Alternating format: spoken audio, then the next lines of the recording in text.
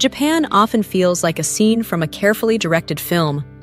Timeless shrines tucked between towering skyscrapers, cherry blossoms drifting in the breeze, and a high-speed train arriving precisely on time. But beneath that beauty is a society built on deep-rooted customs and unspoken rules. For many tourists, the magic can fade the moment they unknowingly break one of these social expectations. This guide explores 8 of the most common cultural mistakes visitors still make in Japan, even in 2025. With just a little understanding and awareness, these pitfalls are easy to avoid, and doing so can completely transform a trip from awkward to unforgettable. Section 1. Being loud in quiet spaces. Why silence is the norm on Japanese trains, and where you can be loud. It's often one of the first things travelers notice. The streets may be bustling, the station's busy, but somehow everything feels calm. Step onto a train and the hush is immediate. No ringing phones, no boisterous conversations, just the gentle hum of wheels on tracks and the soft flipping of magazine pages. This quiet is not accidental. In Japan, public spaces are shared respectfully, and making noise that could disturb others is considered poor manners. Whether it is on a morning commute or a countryside bus ride, speaking in hushed tones, or not at all, is the norm. And in 2025, many train lines like the Chu and Tokaido Shinkansen have even introduced noise monitoring tech in quiet cars, encouraging this culture of calm even further. That doesn't mean Japan is silent everywhere. The country celebrates sound in the right places, at bustling izakayas, street festivals, and karaoke rooms where being loud is part of the fun. The key is knowing when to turn up the volume and when to keep it down. Section 2. The Trash Bin Mystery. No trash cans? The hidden cleanliness code of Japan. To the untrained eye, it's a riddle. How can Japanese streets be so clean when there are barely any public trash cans?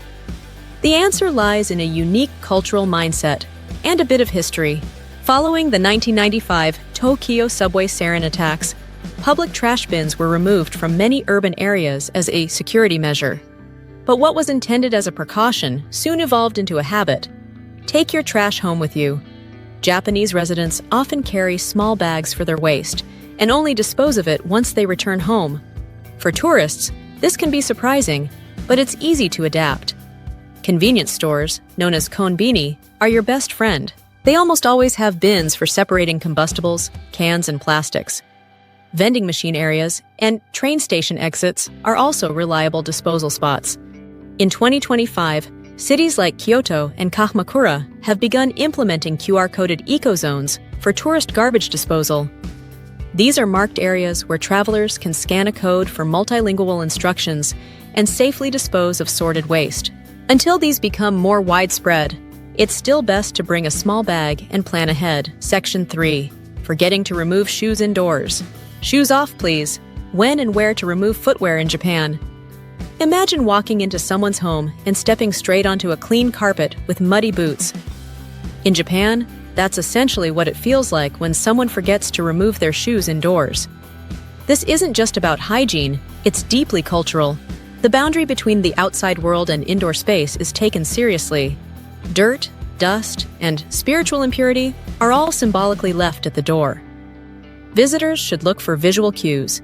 Tatami mats, indoor slippers, or a neatly arranged line of shoes at the entrance are all signs that footwear should come off. In 2025, tourist-heavy sites like Nijo Castle and Kyo Mizudora now include English signs and pictograms at entrances to remind visitors of proper etiquette. When in doubt, just look around. If locals are removing their shoes, follow their lead and never wear outdoor shoes onto tatami flooring, even if you're rushing for a photo. Section 4. Forcing taxi doors and miscommunicating. Don't touch the door. Japanese taxi rules you didn't know. Taxis in Japan are famously clean, quiet, and courteous, and often come with a surprise for first-timers: automatic doors. Controlled by the driver, these doors swing open and closed with the press of a button. Trying to open or shut them manually can cause confusion, or even damage. To avoid awkward moments, simply wait after flagging down a cab. The door will open for you, and when exiting, leave the door untouched. The driver will handle it. Communication, however, can still be a challenge. While Tokyo drivers may understand some English, those in rural areas might not. In 2025, many urban taxis now include AI translation tablets and IC payment systems like Suica and Pasmo. Still, showing your destination on your phone, preferably in Japanese characters, remains the safest way to get where you need to go, especially if it's a lesser-known location. Section 5. Breaking the escalator and line rules. Stand left or right. Why escalator etiquette changes by region. Few places on Earth embrace queuing quite like Japan. Whether it's for a train, an elevator, or a ramen shop, people line up patiently and precisely, and nowhere is this more visually clear than on escalators. In Tokyo and most of eastern Japan, people stand on the left side, leaving the right side open for those in a hurry.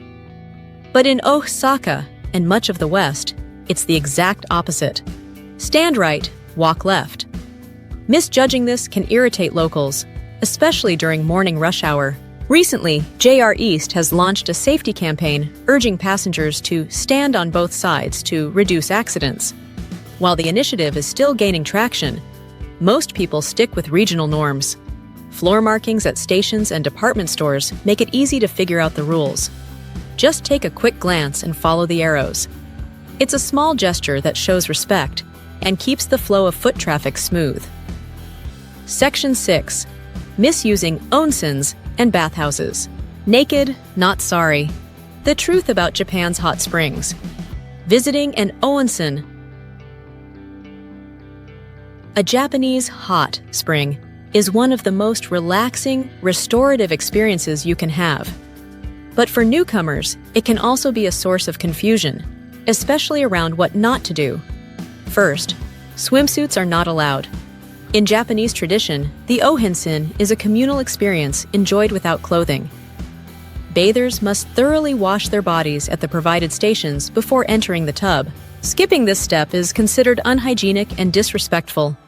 Photos are strictly off limits. In 2025, with the rise of waterproof phones, many onsen facilities have posted bold signs and even implemented signal blockers to prevent unwanted photography.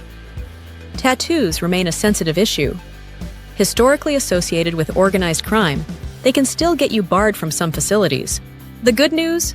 More modern onsens, especially in tourist areas like Beppu and Kusatsu, now allow tattoos if they're covered with skin tone seals, which are easy to buy online or at convenience stores. Section 7.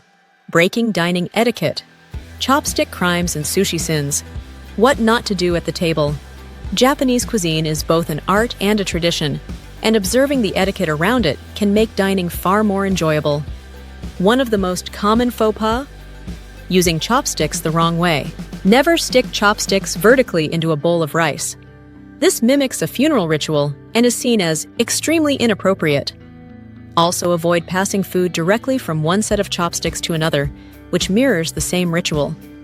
When it comes to sushi, using hands is completely acceptable, often preferable to using a fork, which can look out of place.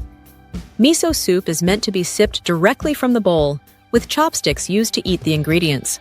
In 2025, many restaurants now feature multilingual digital menus with etiquette tips built in. But learning these customs beforehand adds authenticity to the experience and shows appreciation for Japan's culinary culture. Section 8.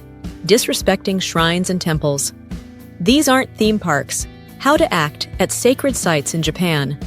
Japan's temples and shrines are more than postcard backdrops. They're sacred places of worship and centuries-old tradition.